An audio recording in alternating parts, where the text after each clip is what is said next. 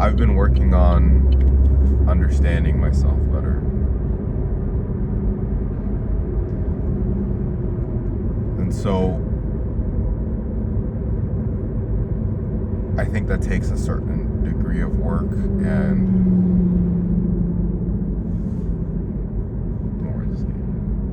commitment and dedication to do. I've realized that it is something that cannot be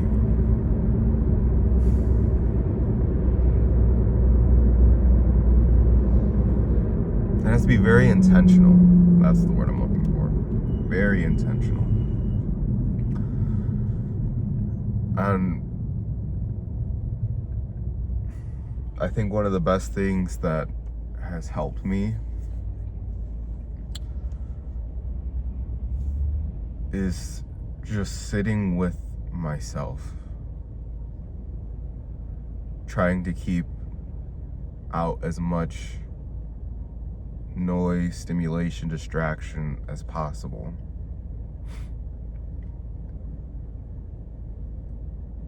And when I'm able to do that, I'm by no means perfect at it, but I get these random occasional glimpses or a feeling of like oneness and emptiness in the same sense.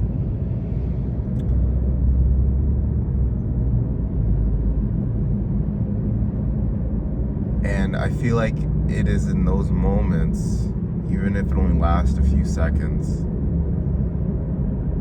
where I am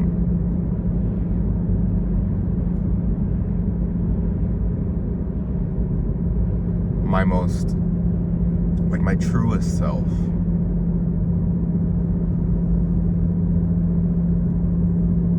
And it seems like the more I can get to there, the bigger, I don't want to say the bigger the disparity becomes, but just the more noticeable the disparity comes from realizing who I am in that moment of oneness, and compared to like the most distractful, meaningless, and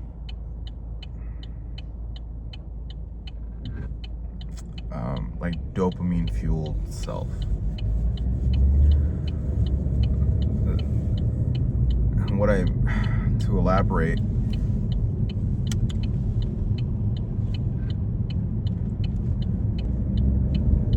there is a version of myself where, yes, all I want to do is eat food that I know isn't good for me, do shit that I know isn't good for me,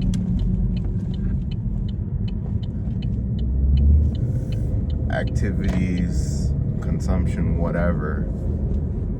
And it's almost like an endless loop, like enough is never enough. And in moments that feels good. However, there is, after a while, a sense of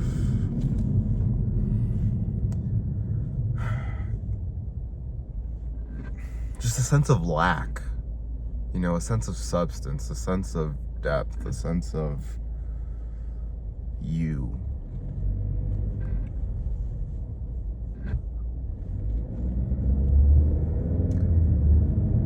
And you know, when I get in those states where I'm just, you know, like I don't know, just giving into my lower self,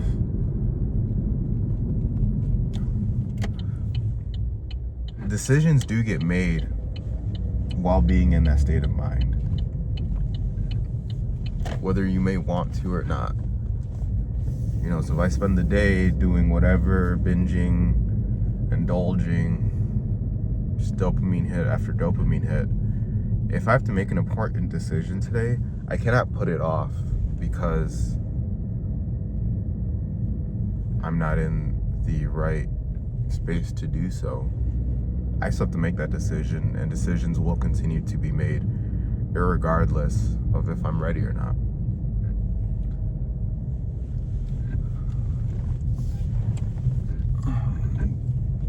And so the more time I can spend striving to be like my higher self,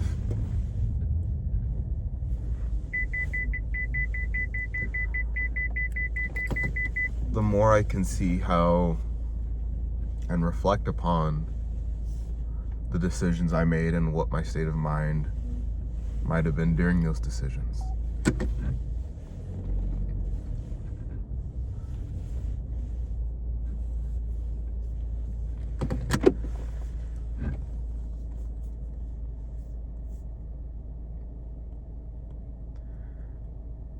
And once I can start to recognize the patterns and, the negative effects on my life that certain decisions have done and my state of mind in those decisions,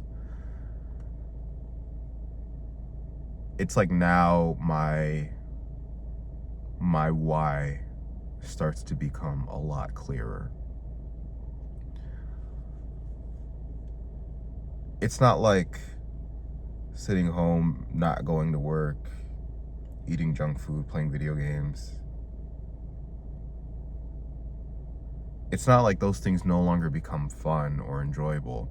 They still are. And obviously, if nothing mattered, then that'd probably be the course of action.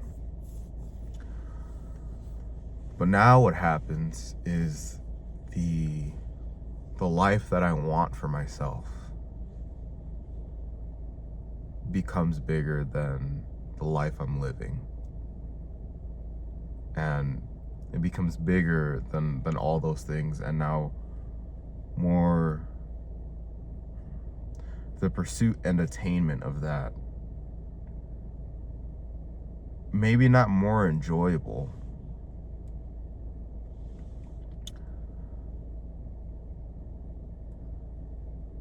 but I would say is more worthwhile, and it becomes an easier decision to make. And I think one of the biggest changes that has helped me in striving to understand myself, strive to be the best version of myself, is truly doing it for me. Of course, I want to take care of the people I love and care about. But I would always put myself, I wouldn't say put myself, I would always put others above me, and thought that was very noble. But the thing is when I do that, it leaves essentially like no room to take care of myself. And I'm the one who's supposed to do these things, who wants to take care of family and, the people I care about. But how can I expect to do so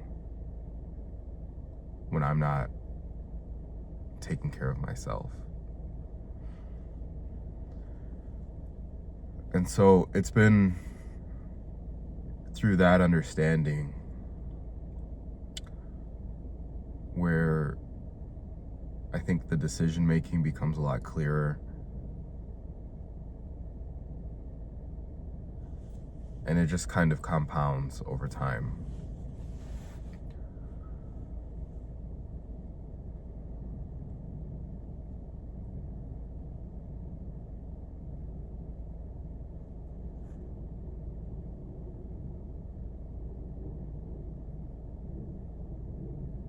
Here's one question that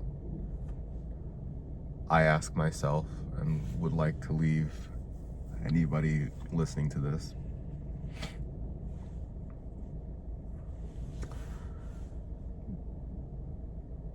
Are there things that you believe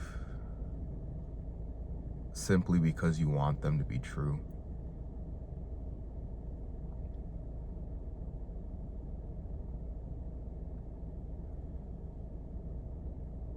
Once I sat down and reflected on that, I think it helped clear away a lot of influence that I had around my decision making and thought process. So yes, is there anything that you're believing just because you want it to be true?